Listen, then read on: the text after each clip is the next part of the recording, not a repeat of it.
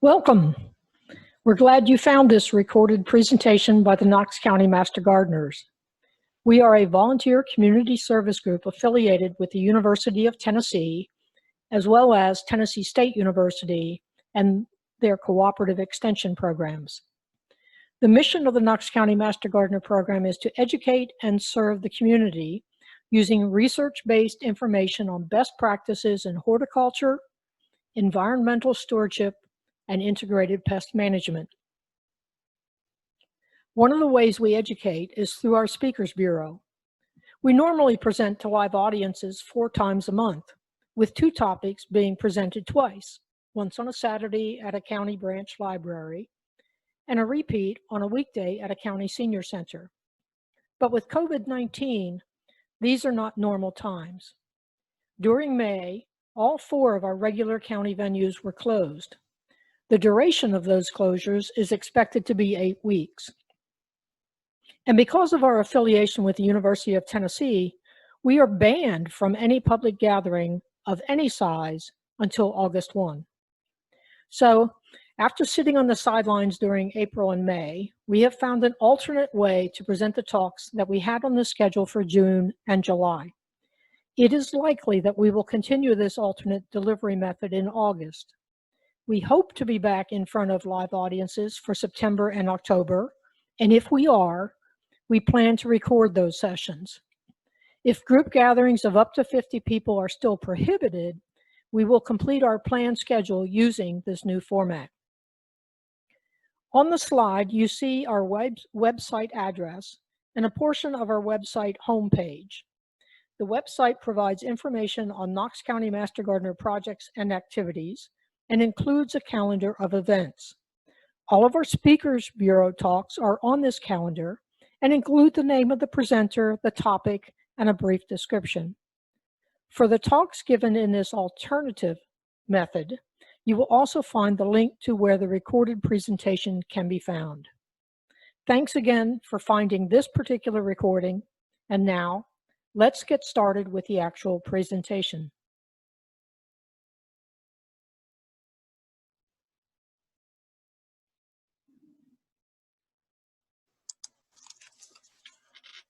My name is Ron Pearman, and today I'm going to be talking about summer lawn problems.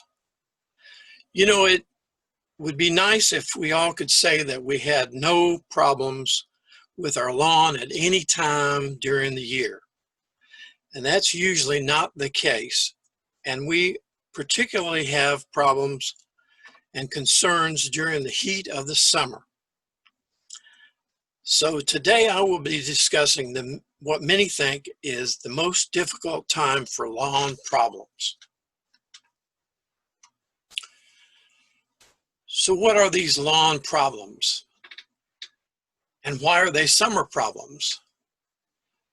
Where do you find them? When do you start seeing them? And in many cases, how are they treated, or how can they be prevented? Our main summer concerns are these 6 areas: water, fungus problems, loss of nutrients, fertilizer, insect problems, and weed problems. And we're going to look at each one of these individually and discuss each topic. First of all, let's talk about water. To water or not. Now, this is the thing you have to really decide, because if you water, you have to keep it up. Now, if you don't water, you don't really have to worry about it, because fescue, if you do have a fescue lawn, it will go semi-dormant in the summer. So you really, if you water, you want to water. If you don't water, it's not going to hurt the lawn. It's not going to look as good during the midsummer, but it is not going to hurt your lawn at all. Now, the lawn needs at least 1 inch of water each week. And when you water, it is better to water a couple of times, say Tuesday and Friday, than to water a little bit each day. Now, you want to water deeply each of these so that you really get down to the roots, but not frequently, so that just the surface is wet. Now, you can use a rain gauge, or you can use a tin can or whatever, but you really need to look at your sprinkler and see what the output of your sprinkler is. And you can do this very easily with a simple rain gauge. Just put it out into your in the area that you are sprinkling, and make sure that you are receiving at least that inch each week. Too much water can cause shallow root growth, especially if you have frequent waterings and not deep waterings. And when you get those shallow roots, they do not do well in summer conditions. So if you don't water frequently, or if you water too frequently and not deeply, that's when you can have root growth problems in the summer.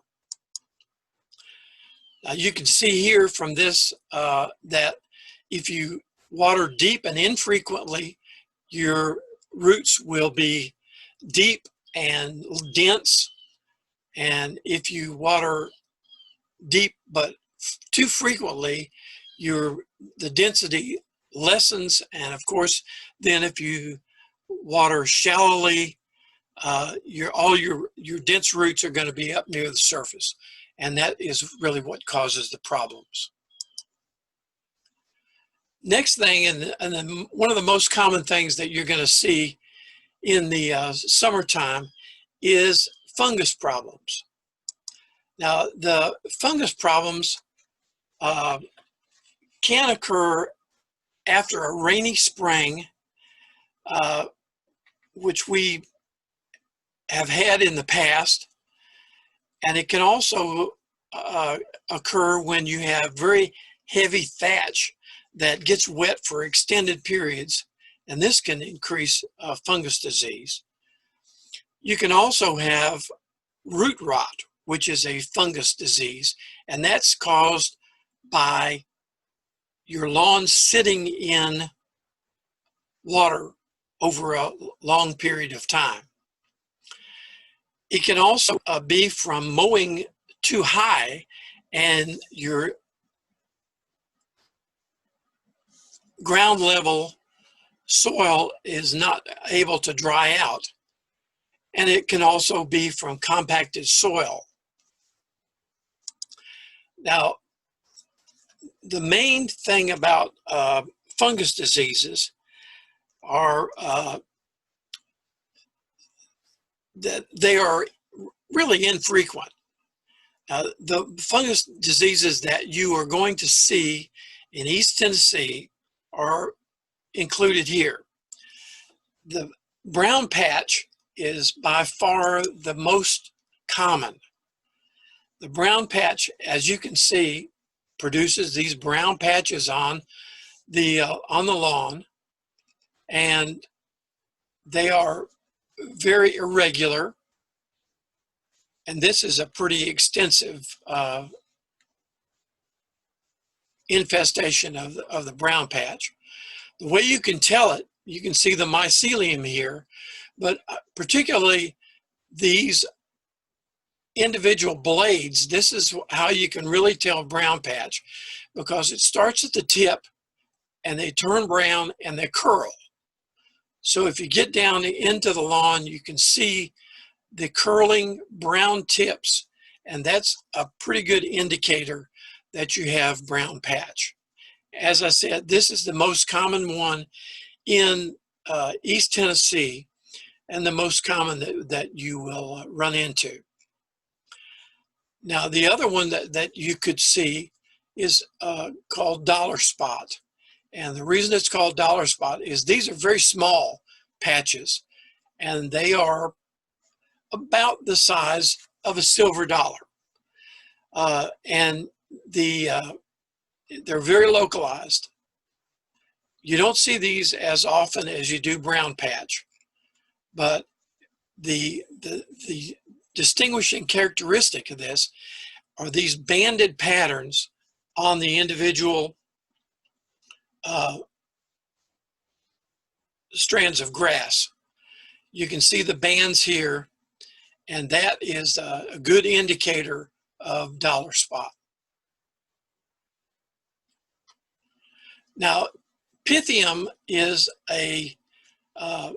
another one that we don't normally see in East Tennessee, except maybe on golf courses. Golf courses that don't have good drainage, especially on the greens, might have infestations of Pythium, but it's very unusual to see in other than the Bermuda or other turf grasses that are used in golf courses. A couple of other ones. Now here's a close-up of the Pythium, which shows the mycelium on the cut grass. And here's a close-up, very cottony looking on the individual strands of grass blades. One that you see infrequently, but is very easy to recognize, is called red thread.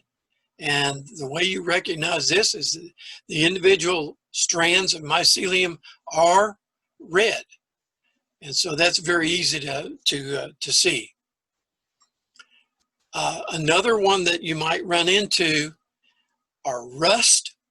And you can see on the individual blades of grass, you have individual spots of rust. This is not a serious problem, and normally doesn't even require any treatment. Summer patch is another one that looks like there's either an insect infestation or moles or something like that, but this is actually a fungus disease, and the summer patch tends to have these trails rather than individual patches. Now, one thing about fungus diseases, they are usually summer diseases. They are in the heat, and the humid nights are really what cause the fungus diseases, more so than a lot of rain. Fungus diseases are very hard to treat. And really, if you've had fungus diseases in the past in your lawn, prevention is much easier and cheaper than trying to treat existing fungus infestations. If you've had it in the past, you should apply a fungicide very early in the spring before the problems begin. The summer applications usually are liquid applications, and they can reduce the spread, but they really don't do much as far as curing the problem. The big box fungus treatments that you see are good for prevention, and they're okay if you have had spotty infestations, but if you have a really serious infestation, you may want to seek professional help. You can also consult the UT Extension publications. They have one that's called Turfgrass Diseases and Their Control. Just Google it, and has some very good information about turfgrass diseases. Loss of nutrients is another summer concern. It's mainly a summer concern if you have too much rain or too much watering that dissolves and washes away the nutrients before the plants have an opportunity to absorb them. Now, this is not just a problem of the major nutrients, but also the micronutrients. And if you have these loss of nutrients, it can slow the recovery of any potential problems that you do have in your lawn. Also, low nutrients can actually cause an increase in weed growth because weeds don't need a lot of the nutrients that the grass needs. So one thing that I would say is, especially in the summer, resist that over-fertilizing. Wait until the fall, and we'll talk about that a little more in just a few minutes. The loss of the calcium and magnesium can result in pH changes and can end up with too far on the acid side of the pH scale. Most of the fescues need a little bit on the acid side. Now, normal pH is 7, or neutral pH, I guess I should say, is 7.0. So 5.8 to 6.5 is the acid range that most tall fescue lawns, what we have in East Tennessee, really need for optimal, at their optimal level. So you may have to add lime to your lawn to get it up to that optimal level. Adding that lime also stimulates microorganism growth, which is, of course, necessary in the soil chemistry. Now let's talk a little bit about fertilizer. Be very careful when you're replenishing nutrients. Most of the lawns do not need a summer fertilizer treatment. Now you should wait until the fall. Now, a lot of the people in the big box stores will try to convince you that you need to fertilize in the summer. And that is not a good idea. You fertilize either in the spring or the fall. And too much fertilizer, especially in your lawns in the summertime, can really increase the fungus problems. And when you do fertilize, you should always use a slow release type fertilizer.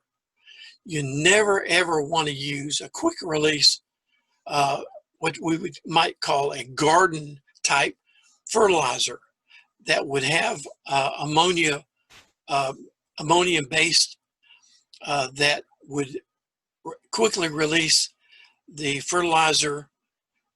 You want something that is going to be very slowly released over a long period of time. And again, I say, just wait until the fall, and that's the best time to fertilize. If you need to fertilize, the easiest way to be able to tell that is to have a soil test. And you really need to have a soil test so that you can get a baseline of what condition your fertilizer is actually in. It's very easy to do that. We have discussed that in other talks before. You can send this away to the lab in Nashville. There are a number of areas. Most of the master gardeners or the extension service can provide you with the information on how to do a soil test.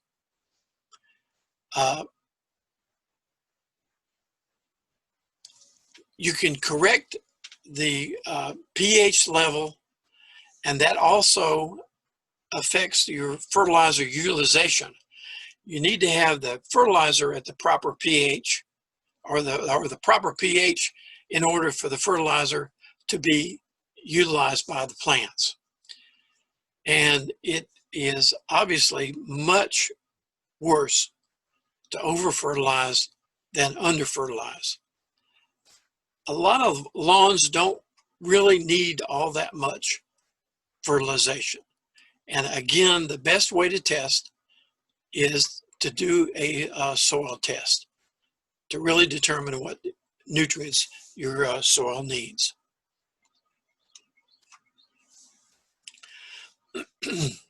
Insect problems are another summer problem that can be related, first of all, to the shallow root problem.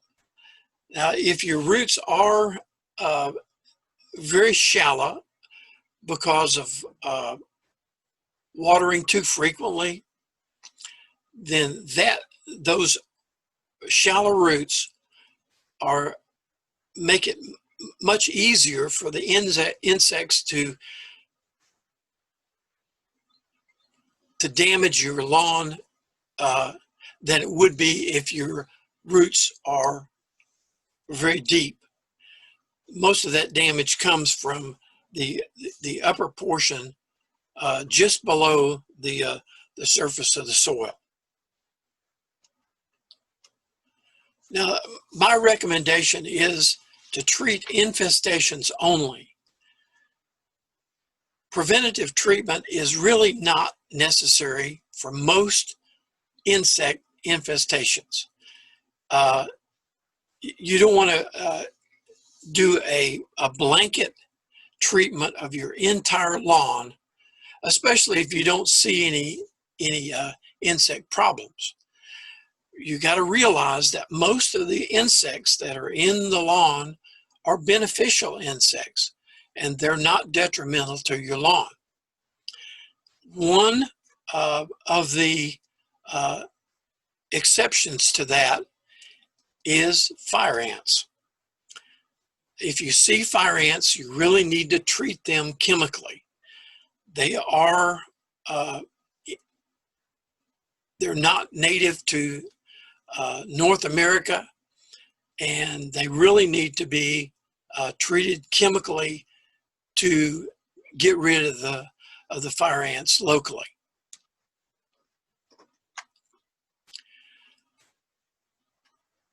A special case that we can look at are Japanese and June bugs. You normally see them this time of year, and if you have a problem with them in your area, you really need to treat for the grubs. Now, the Japanese beetles and June bugs lay their eggs in midsummer, and then they hatch in the late summer. So they really need to be treated, and usually these treatments can be done just about any time, but they can be done chemically using one of the big box type chemicals, or they can be done organically with a product called milky spore powder, which is actually a bacterial powder that interrupts the life cycle of the grubs, and it will solve the problem. A good thing about milky spore is it does stay in the soil over a long period. So once you get a successful treatment of the milky spore, it will stay in the lawn for many years. Also, getting rid of the grubs also solves another problem, and that is if you have moles, the primary food source of a mole is grubs and also earthworms, but primarily grubs. If you have a grub problem, you're probably going to have a mold problem also. So if you get rid of the grubs, you're probably going to get rid of the molds too.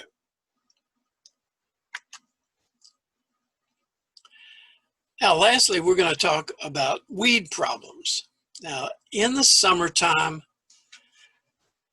you really don't want to stress the lawn with weed killers. Now, if you do have infestations during the summertime, you can use spot control. But wait until the fall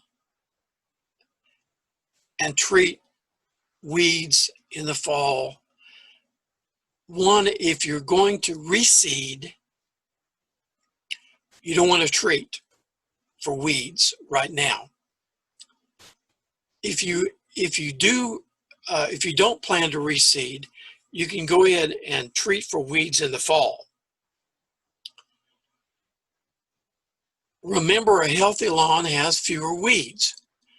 That healthy, thick lawn gives fewer spots for the weeds to get started. So a healthy lawn means a weed-free lawn. When you do treat the weeds, a lot of the seasonal weeds, annual weeds, can be prevented by using a pre-emergent treatment in late fall or early spring. If you treat the weeds in early spring, then you can do your reseeding in the fall, and then it would be okay after the seed is germinated and has grown some to treat in the spring.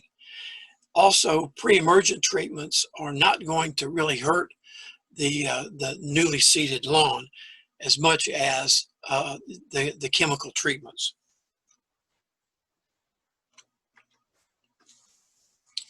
Now, lastly, this is not really a problem unless you consider mowing a problem. But I did include this because this is something that everybody has to deal with in the summertime, and that is mowing. Now, the first and most important thing that I can tell you about mowing is to mow regularly. And the second thing is, when you do mow, never mow more than 1/3 of the height of your grass. Anything more than 1/3 of your height will stress your grass too much in the summertime.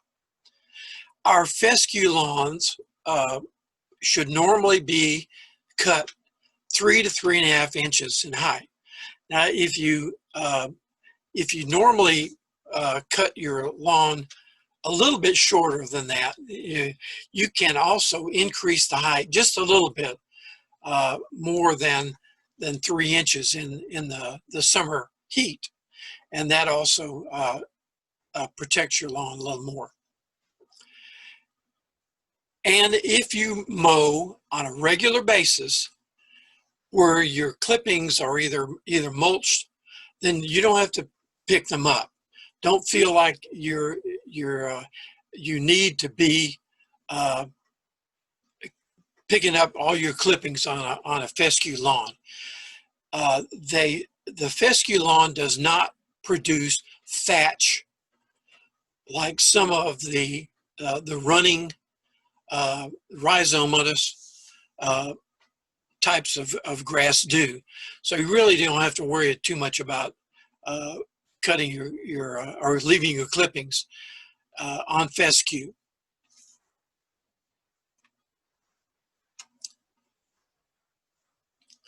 And if you don't pick them up, consider using a mulching blade on your lawnmower. And speaking of your lawnmower, the best thing you can do is to keep your blade sharp. You don't realize how hard the cutting grass is on a mower blade, but the recommendation is that you touch up your lawnmower blade with every 10 hours or so of cutting. And that seems like a lot, but the grass is much harder on the on that mower blade than you would think. Also, make sure that there are no fluid leaks. The fluid leaks can cause dead spots in your yard, and you can avoid this by refueling only on hard surfaces so that you don't kill grass. If you run out of fuel in the middle of your yard, be very, very careful when you refill, not to overfill.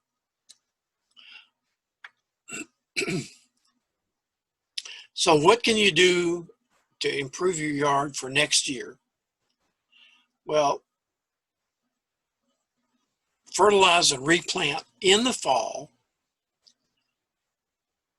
Check your pH levels and make sure that you are within the proper range for fertilizer and also for optimal growth of your new grass.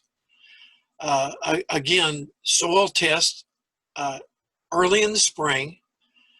If you have not done it, get a baseline there.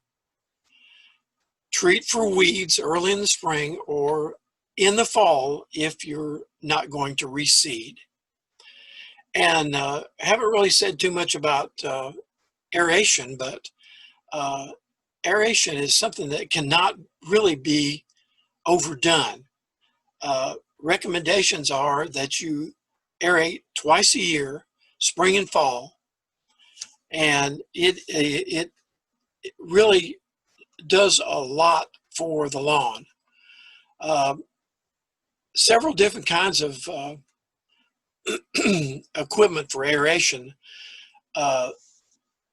This one is called a star aerator, and there's another one that's called a core aerator, and then this is a power aerator, and these can be rented, but it's kind of a mean machine, and it is best used by a professional.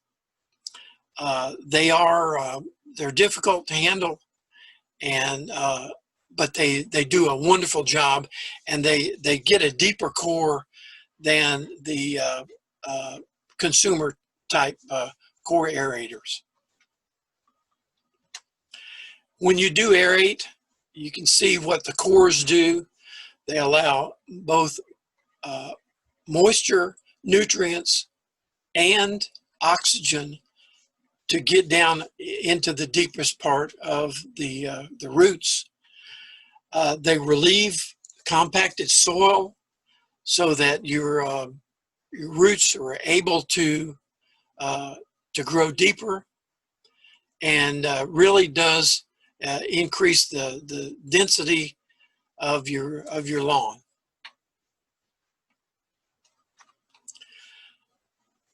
Okay, now in summary, when you water, make sure that you water 1 inch per week, and again, water infrequently but deeply. And if you use the Tuesday, Friday, that separates those waterings enough. So, and again, use a rain gauge. Allow the lawn to dry out before walking on it, and also keep vehicles off your lawn, especially in the summertime. They cause compacted soil and really can produce a lot of problems. Aerate the lawn to increase the root oxygen levels. Don't over fertilize. Again, wait until the fall to do your fertilization. Mow to the correct height and try to keep it around 3. In the midsummer, you can go up to 3.5 or 4 inches. But again, never remove more than 1/3 of the existing pre-mowing height of your lawn. And if you've had fungus problems, treat early to prevent the fungus problems rather than watching for the fungus problems to begin. And also watch for problems all the time. Watch for insect infestations and particularly fungus problems in the summertime.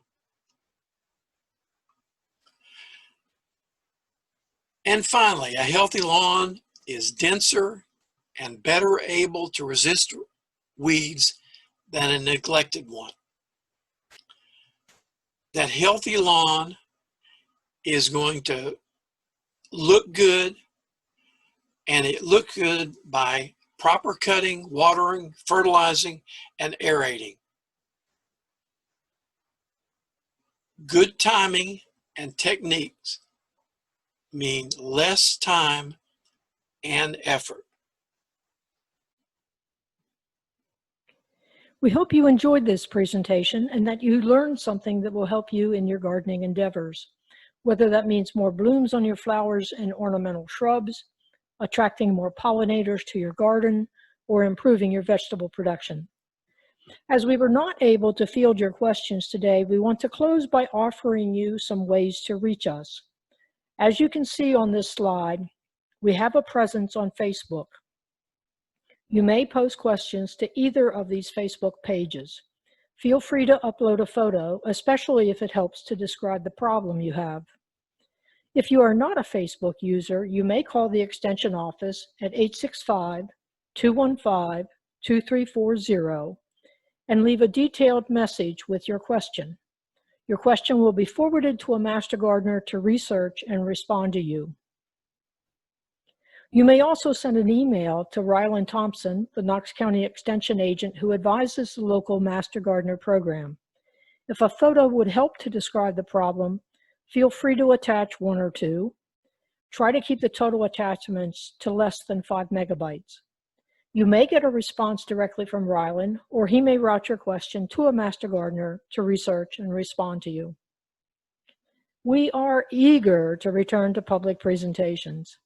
In the meantime, you can watch any of our recorded presentations by going to our website, finding a Speakers Bureau event on the calendar, and clicking on the link that is included within the event details. Now, let's go get some dirt under our fingernails.